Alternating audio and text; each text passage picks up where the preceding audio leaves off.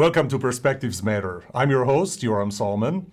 Today, we explore one of the most significant shifts in modern work, the balance between working from home and returning to the office. In March 2020, the pandemic forced companies to adopt remote work overnight, transforming how we think about the workplace.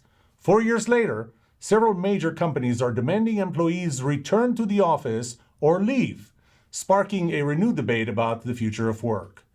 As companies try to figure out the new normal, we ask, how does remote work impact productivity? And how should companies manage these shifts? Today, our expert guests are here in the studio, Julie Whelan, Global Head of Occupier Thought Leadership at CBRE, and remotely from Omaha is Ben Wigert, the Director of Research and Strategy, Workplace Management at Gallup, and from Salt Lake City, Dr. Andra Ghent, Professor of Finance at the University of Utah. Today, we will discuss what's working, what's not, and where we go from here in defining the future of work. Ben, I'm going to start with you. Where are we today? How many people are working from home? How many people are working from the office? And where are we going from here? What are your projections? You bet. Happy to share the Gallup trends with you today. And thank you for having me on the show today, Yoram. So today, when we look at remote capable workers, these are people whose jobs can be done at least partially from home. We're seeing that about 53% of these individuals are working hybrid, 27% are fully remote, and 20% are fully on site. In other words, about 8 in 10 remote capable workers have some degree of work flexibility from home, and about 2 in 10 have no flexibility whatsoever in terms of working from home. Now, this trend has actually held steady within a few percentage points since about mid-2022. And as you can imagine, it's been quite the contrast compared to 2019, when 6 in 10 remote capable employees were fully on site, compared to just 20% being solely on site today. And at the same time, prior to the pandemic, we saw that about 8% of these employees were fully remote, whereas today that's jumped to 27%. So in total, we're seeing about a threefold increase in remote work since 2019. And I'll also add that, interestingly, when we ask them about their long-term plans, as has been communicated by their employers, we see that most employees expect to be working from the same location as they are today, which does suggest that hybrid work is here to stay for the foreseeable future. And finally, we've also asked them what their preferences are for where they work, and we have found that their current levels are amazingly close to their preferred levels, and that does tend to be a good thing, because employers whose preferred location matches their actual location tend to be more engaged at work, less burned out, and less likely to quit. Julie, let me turn to you. How is working from home impacting productivity? And I think when we talked before, you talked about individual and team productivity. Yeah. So productivity is an interesting discussion point, and one that if you Google productivity and work from home, you're going to get any answer that you want to find. But I think that productivity is tough, because by talking about productivity, you're assuming that you're measuring something that is measurable. And the more and more workers that are working remotely or that are hybrid in nature are actually knowledge workers. And so it's really difficult to measure what productivity means to them and what productivity means to their organizations. And so what we're talking a lot about now is workplace effectiveness. And that really gets to organizations helping people truly understand what their goals are personally in order to achieve the greater goals of the organization, and then figuring ways to have a common feedback and a normal feedback loop to actually determine how effective they are at reaching those goals and therefore giving back to the organization. So it isn't as clean cut as, am I making the same amount of widgets at home as I'm making in the workplace, because we are knowledge workers and it's a bit of a different world today. Is there a shift in employees thinking about their own productivity versus the productivity of their company? Well, I mean, I think that there is a little bit, because when you think about why people want to work flexibly, it's because they want autonomy over their own day in many cases. And the reason that they want autonomy is to fit in productivity from both a professional standpoint and a personal standpoint. Whereas when you were at the office 5 days a week, 40 hours a week, it was really difficult to sometimes fit in that personal productivity too. So I think that today there is that shift saying, I don't just have to wait until Saturdays and Sundays to get some of those things done in my life that I need to get done, because perhaps I can do it on my work from home remote days now, because I'm not spending as much time commuting. Right. Andra, to you now.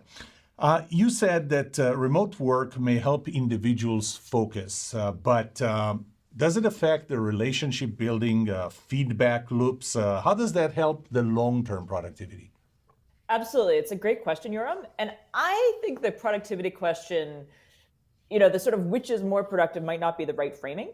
I sort of think of most jobs as composed of different tasks, and some tasks are better done from home, and some tasks are better done at the office. And the collaborative tasks, it's very hard to schedule all those interactions, and especially the mentoring, the coming up with what is the next project, getting feedback on your work, very difficult to do at home. But completing tasks is often best done at home. And so I think that's the sort of tension, and the answer of what's the most productive mix is going to differ for each firm, each occupation, and there may be some differences even within individuals in the same occupation, the same firm.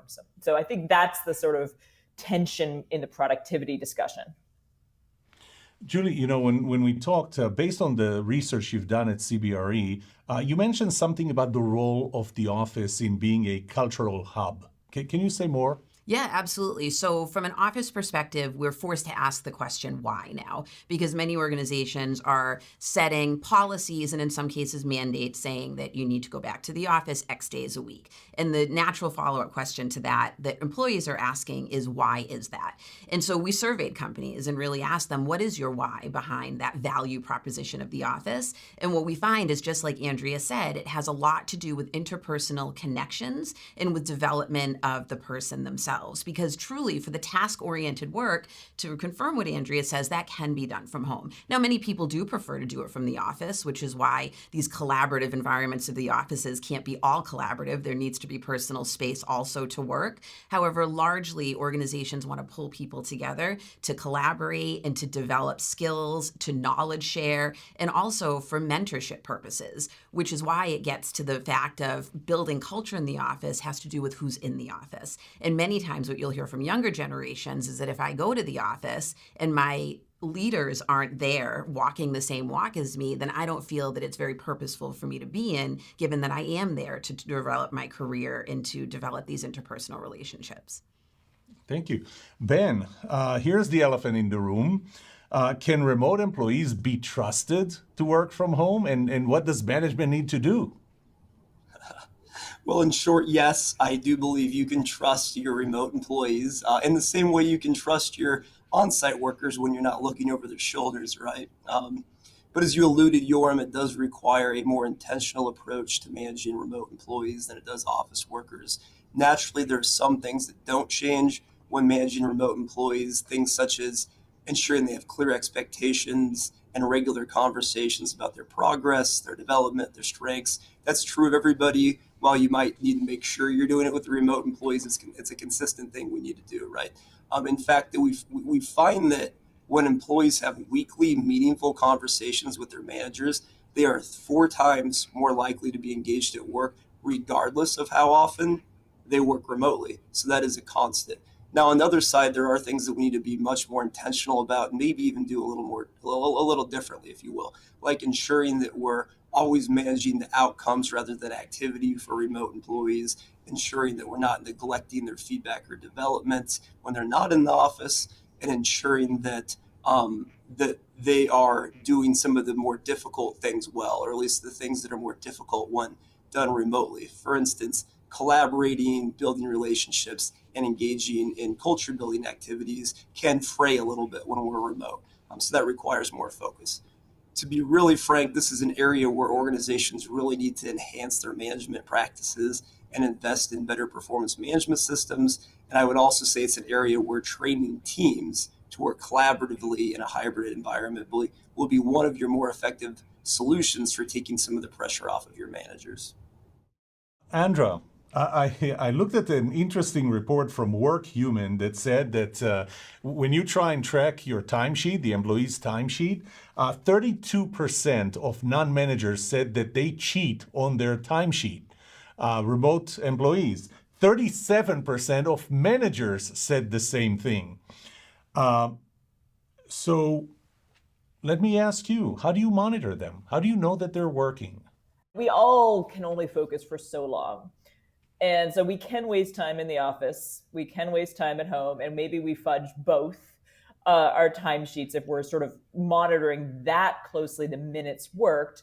To the extent you can focus on outcomes as opposed to time work, that's obviously much better because employees want autonomy. And if I can observe their productivity, why do I care if they work 6 hours or 8 hours today? The other thing I think you need to be a little careful about with sort of time management, some of the activities that you might do with colleagues in the office that don't look like work, like maybe going to the gym or going for a run at lunch, or maybe even like mini golf, that is an opportunity for spontaneous interactions that could actually create both enhance the company culture, as well as you never know where the next big idea is going to come from, and you're just bouncing around ideas. So that sort of wasted time is not necessarily wasted. I'm going to stick with you, Andra, and I'm going to push you a little further. You said that maybe we should focus on outcomes instead of the amount of time that you're sitting by the computer or you're formally doing work. Wouldn't that cause the bar to be lowered to what is the expected outcome? What is the expected performance? Aren't we risking that?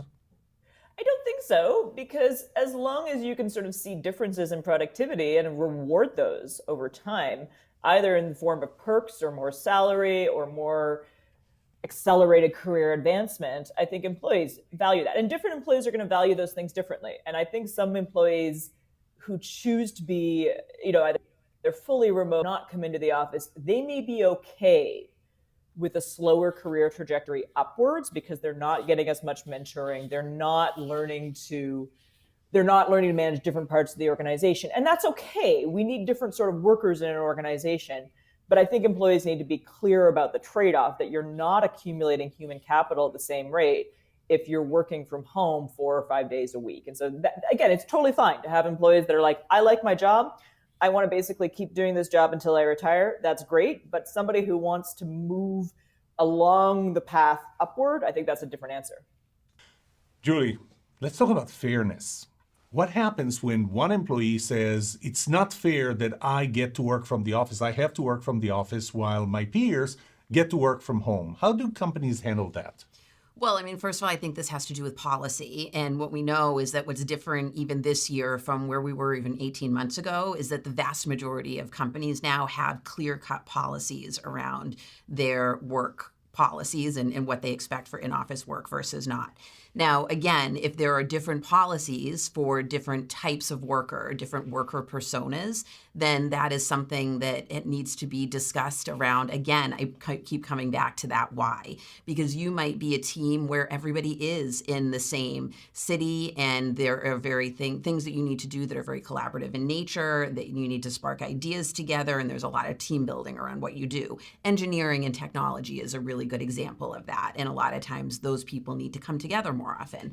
However, you could be either a support role or a role that works more with either counterparts around the United States or even around the globe. And there really is no use for you to come in because you are constantly navigating the organization outwardly, but from, a position from where you live. And so I think that at that point is where you really have to have honest discussions around what is the why, what is the value to the organization and to myself of coming in the office, and be open and ready to discuss that between employees. Where the unfairness comes in is if you have employees that are doing the same job and one is allowed to and one isn't to, that's where it becomes unfair. But other than that, it's just different jobs require different office attendance. And as long as that is stated clearly and it's not hidden within the organization, I think many people would understand it. Okay, Ben. Remote work has been one of the attractions that companies use to bring new employees. Now with this push to return to the office, will that change? I don't think it will change entirely because it's become an expectation of most employees. If we follow the data and look at what we're seeing, the big picture is that about 8 in 10 remote capable employees are currently working in the position they're working, and they expect that amount of remote flexibility going forward. It's become part of their lives and they've become accustomed to it. If you then look even more specifically at the preferences people have, about 9 in 10 remote capable workers would prefer to have some degree of remote flexibility going forward.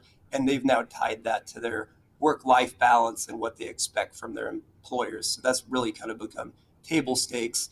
And then my third major point is if you look at their likelihood to leave if they don't get the amount of flexibility they would like to have, we see that 3 in 10 remote capable hybrid workers would be extremely likely to leave their organization if that flexibility was taken away. And that number jumps to 6 in 10 if we look at fully remote workers. So there really is an expectation there for remote flexibility going forward. And when I look at what employers are doing, we do continue to see that employers are using remote flexibility as a tactic for recruiting people away, especially if they can't pay the same or offer the same brand benefits as other organizations. So I do think that strategy is here to stay, even if it becomes a little bit less of a differentiator over time. Andra, Ben just said that employees prefer to work from home, but do you sense that employees feel that they're entitled to work from home, and when they can't work from home for whatever objective reason, they feel that a benefit is taken away from them? Yes, absolutely. I think we've sort of come from an endowment effect because during the pandemic, people got used to 5 days a week. And depending on where you were in the country, that may have been 5 days a week for a few months, or it may have been as long as a year. And so now instead of, if we had to redesign work policies where the starting point was 5 days a week and employees were all of a sudden given 2 days a week at home, I think employees would be pretty happy. But if they're starting from 5 days at home and you say, well, now you have to be in the office 3 days, this doesn't look so good. So I think there's just a shift. I think, the best way for managers to manage this tension, though, is they do need to communicate why you need to be in the office, that it's not about you completing your tasks. I think you can do this, but I think you have great potential to advance and you need to learn other parts of the firm and you need to mentor these junior people because the mentoring is really hard to do remotely. I also think they need to kind of set expectations about what a work from home day looks like. I get a little nervous when Julie says you're going to maximize personal productivity because I get a little nervous about personal productivity on the job. So we do need to set clear expectations about what is being done from home and then make sure there's collaboration opportunities at the office. Julie, since Andra brought your name up, but I have a different question. You come from a real estate perspective. What role does the office play now in companies, in the workplace, given that, employees are working from home? They need to be at the office maybe a day or two. What role does the office play? Does real estate play? Yeah, absolutely. So first of all, I'll clarify for Andrea, when I say personal productivity at home, oftentimes people are gaining 3 hours back in their day. And we know that they're giving some of that time back to the organization, but they certainly can give some of that time back to themselves also.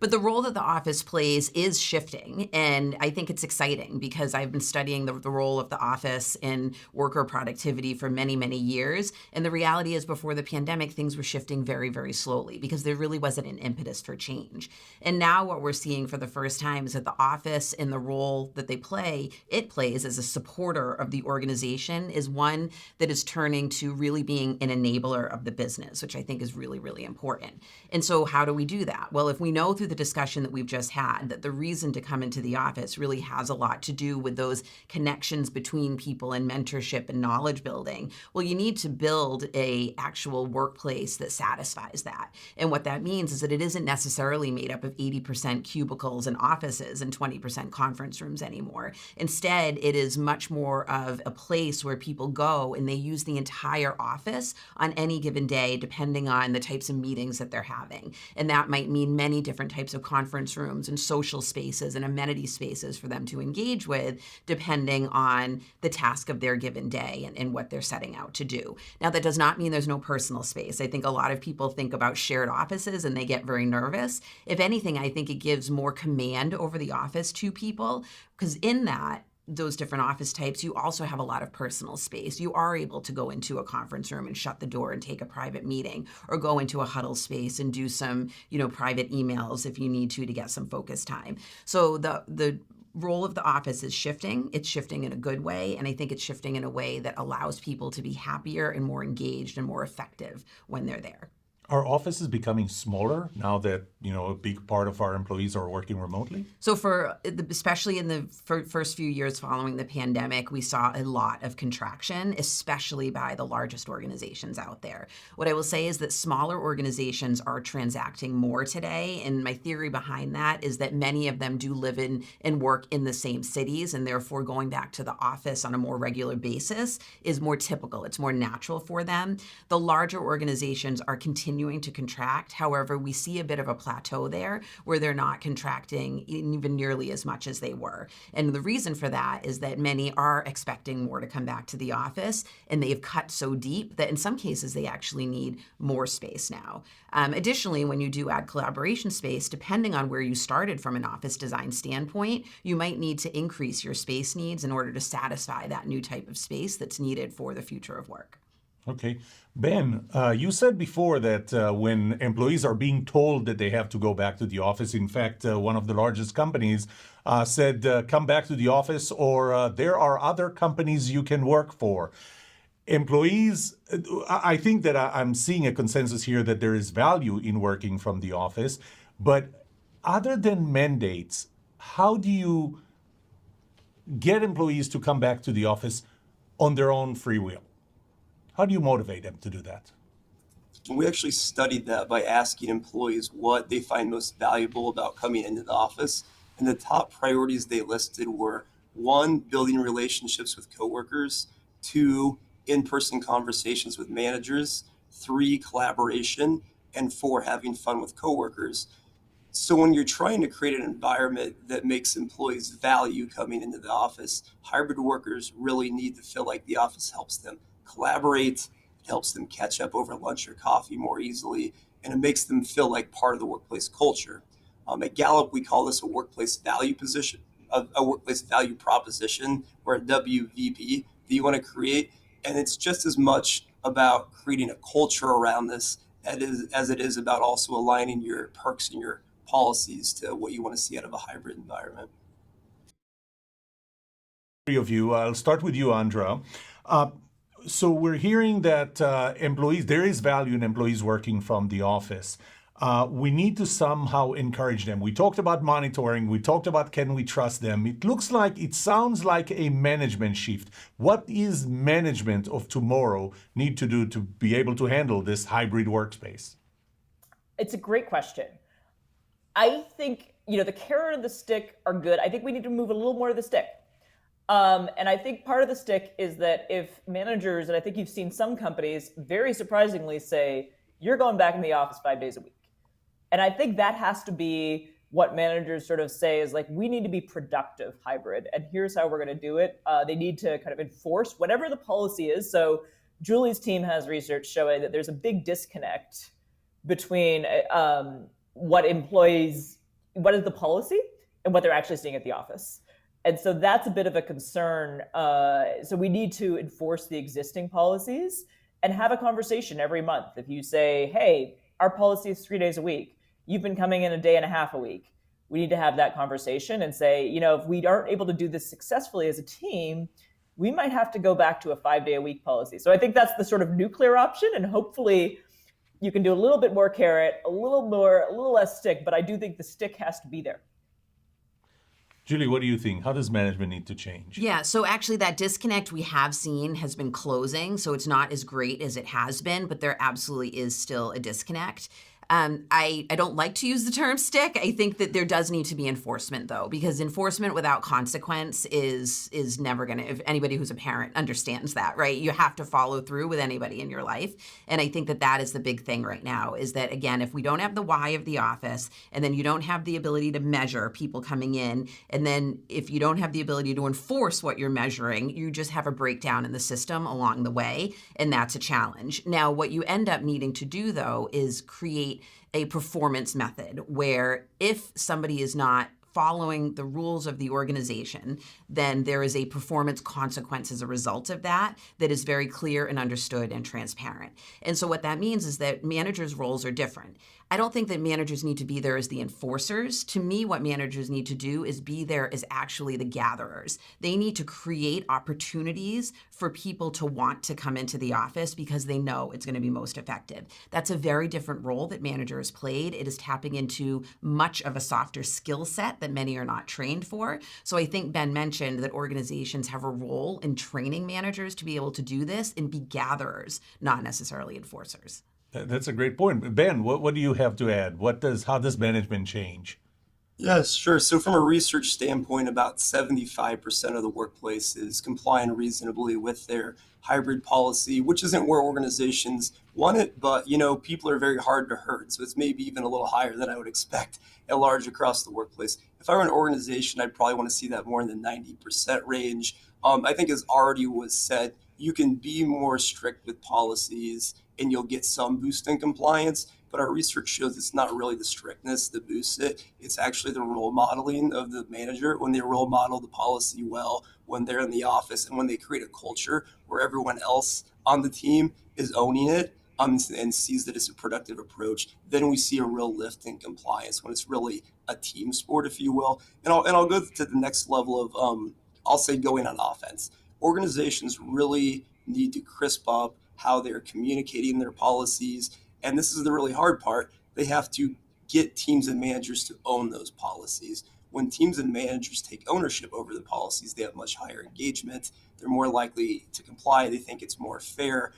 But to be able to do that, we also have to train teams and managers to work effectively in a hybrid environment. And we also have to provide a performance management system that allows them to focus on the work and outcomes rather than activity tracking, if you will. So.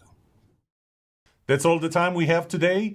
We've learned that balancing remote work and office time isn't just a question of productivity. It's also a profound management challenge. Leaders will need to adapt to new approaches, fostering trust, collaboration, and fairness in a blended workplace.